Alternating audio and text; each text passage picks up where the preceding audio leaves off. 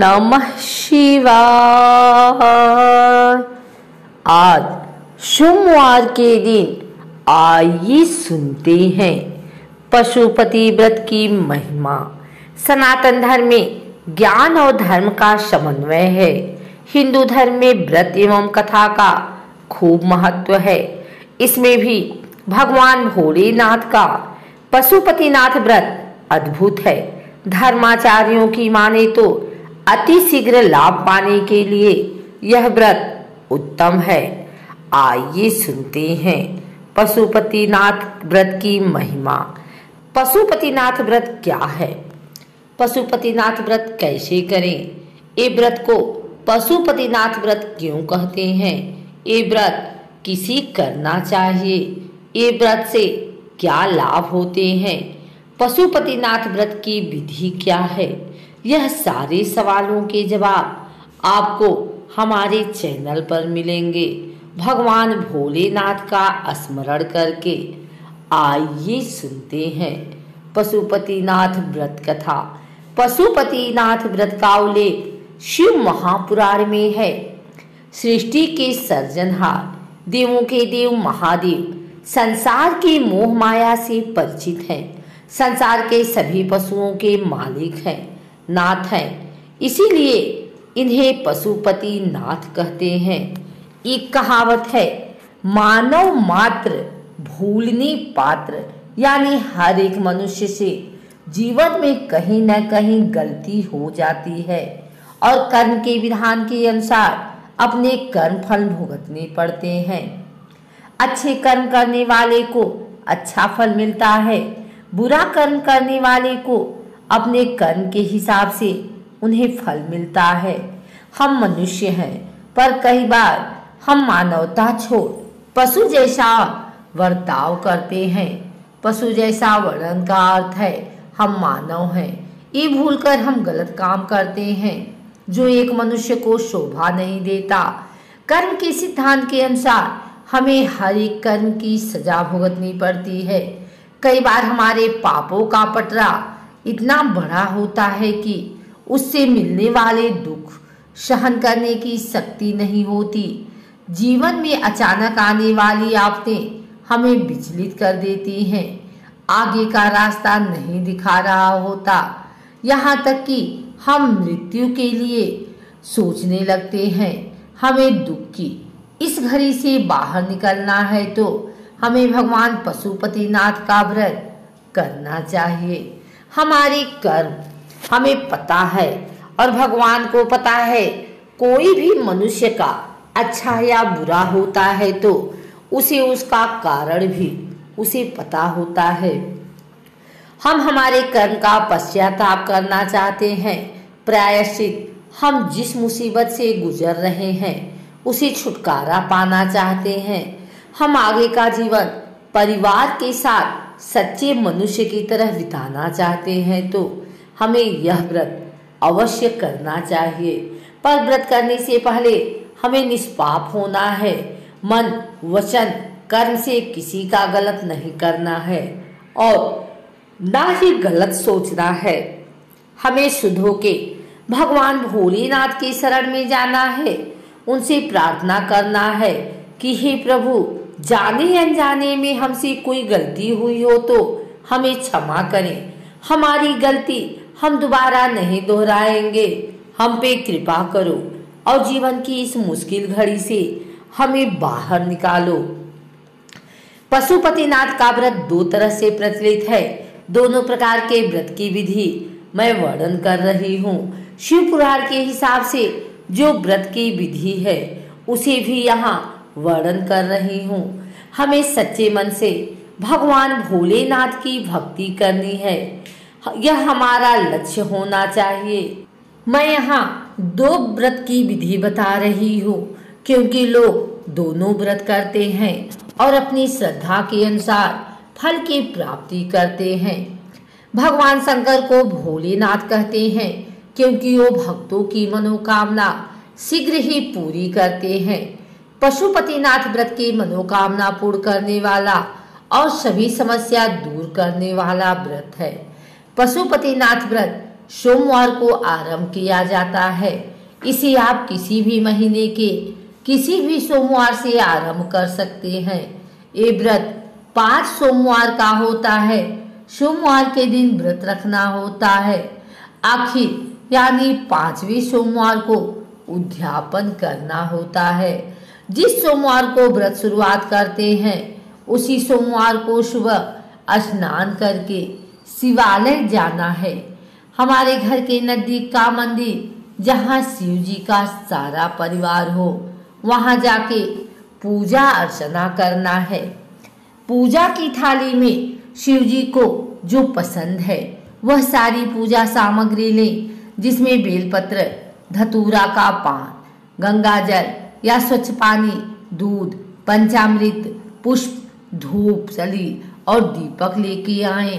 पूर्ण भक्ति भाव से पूजन अर्चन करें। अपनी समस्या दूर करने हेतु आप यह व्रत कर रहे हैं। ये मैंने ही मन भगवान को कहा है और भगवान पशुपतिनाथ का स्मरण करते समय हो तो ओम नमः शिवाय का जाप करें, ध्यान करें। शाम को फिर एक बार स्नान करके शिव जी के मंदिर जाना है। पूजा की थाली में 6 दीपक लेके जाएं, 5 वहीं पर मंदिर में जलाएं और छठा दीपक अपने घर लाना है। छठे दीपक को घर के प्रवेश द्वार में ही दाहिनी बाजू में रखकर उसे प्रज्वलित करें। शाम को मंदिर में प्रसाद लेके जाना है। प्रसाद में कोई भी मिठाई बना सकते हैं। इसमें चूरमा के लड्डू, सिरा, खीर, कोई भी मिठाई ला सकते हैं। प्रसाद का 3 हिस्सा करना है। 2 हिस्सा मंदिर में भगवान को अर्पित करना है। 1 हिस्सा का प्रसाद घर वापस लाना है। घर के सभी सदस्य में बांटना है। खुद भी ग्रहण करना है। व्रत के समय पूरे दिन नमक नहीं खाना है। दिन में फलाहार कर सकते हैं। शाम की पूजा के बाद रात का खाना खा सकते हैं। ये व्रत 5 सोमवार तक करना है। प्रति सोमवार इस प्रकार भगवान भोलेनाथ की आराधना करनी है। कलयुग में अति शीघ्र फल देने वाला पशुपतिनाथ का ये व्रत का उल्लेख पुराणों में विदित है। पुराणों में श्रद्धा और भक्तिभाव से भोलेनाथ का ये व्रत किया जाता है। अवश्य फल की प्राप्ति होती है। पशुपतिनाथ व्रत कोई भी स्त्री और पुरुष कर सकता है। ये व्रत खंडित किए बगैर लगातार 5 सोमवार करना चाहिए।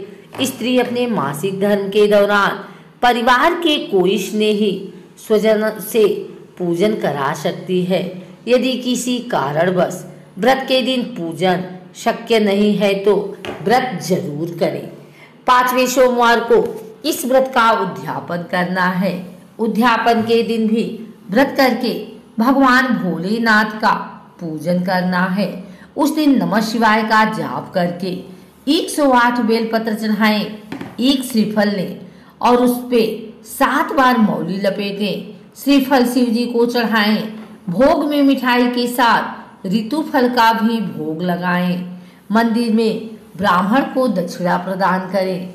1 समय का कच्चा खाना देना है और जो भी अपनी शक्ति के अनुसार दे सकते हैं प्रदान करें। मनुष्य पूर्ण श्रद्धा और भक्ति से ये व्रत करता है तो उसे अवश्य लाभ होता है। दाम्पत्य जीवन में कोई मुसीबत है, दाम्पत्य जीवन ठीक नहीं चल रहा है, नौकरी की समस्या है, अपने काम से परेशान है, पढ़ाई ठीक नहीं हो रही है, मुश्किलों का सामना करना पड़ता है, जीवन में अचानक कोई बड़ी समस्या आ गई है, उसे दूर करना है, विवाह का योग नहीं बनता है तो यह व्रत जरूर करना चाहिए। निसंतान वैवाहिक जोड़े को संतान प्राप्ति के हेतु ये करना चाहिए। ऐसी कई मनोकामनाएं पूर्ण करने हेतु भगवान पशुपतिनाथ का व्रत किया जाता है। आप ये व्रत लगातार कर सकते हैं, यानी कि ये व्रत 1, 3, 6, 12 दिन तक कर सकते हैं। एक कई महीनों या साल तक भी कर सकते हैं। ये व्रत शिवालय यानी भगवान शिव के मंदिर में करना चाहिए। भगवान शिव की पूजा सुबह में भी करनी चाहिए और प्रदोष काल में भी करना चाहिए। भगवान शिव के प्रिय वस्तु से पूजन करना है। भगवान पशुपतिनाथ 5 मुखी हैं, इसीलिए हमें हर एक रूप के लिए एक दीपक प्रज्वलित करना है। सुबह और शाम 5-5 दीपक जलाएं। भगवान पशुपतिनाथ को जो भी अर्पित करें वे 5 बार करें। भगवान पशुपतिनाथ के 5 मुख हैं। हम शिवलिंग की पूजा करते हैं, पर हमें अंतर मन से ध्यान करना है कि पंचमुखी भगवान हमारे सामने हैं, हम उनकी आराधना कर रहे हैं। व्रत करने वाले को हो सके तो श्वेत वस्त्र धारण करना चाहिए। भगवान को जो अर्पित करेंगे वो भी श्वेत वस्त्र ही अर्पित करेंगे। सुबह के पूजन में आप फलों का भोग लगाएं और शाम मिठाई का भोग लगाएं। व्रत के समय से फलाहार करना है। शाम को पूजन के बाद मीठा और सात्विक भोजन कर सकते हैं। घी से बना हुआ मीठा भोजन ग्रहण कर सकते हैं। व्रत संपूर्ण पवित्रता से होना चाहिए। इस समय अशुद्ध जगह में नहीं जाना चाहिए। सूतक वाला घर या मासिक धर्म वाली महिला के अंतर बनाए रखें।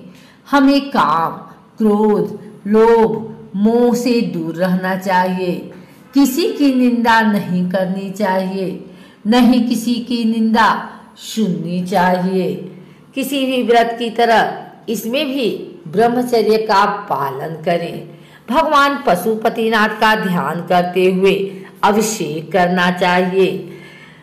हम जो भी अर्पण करें पशुपतिनाथ का स्मरण करके करें। 108 बेलपत्र अर्पण करें। श्वेत फूल, स्वर्ण, कमल, धूप, 5 दीपक प्रज्वलित करें।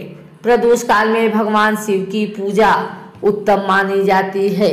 शाम को पूजा जरूर करें। जब हम व्रत करते हैं तब उपवासक आवश्यक है कि हमें व्रत के दिन उपवास करना है। हम जो चीजें उपवास के दिन खा सकते हैं वह हम पशुपतिनाथ का व्रत कर सकते हैं। हमारे ऋषि मुनियों ने हमें उपवास के दिन फलाहार करने को कहा है।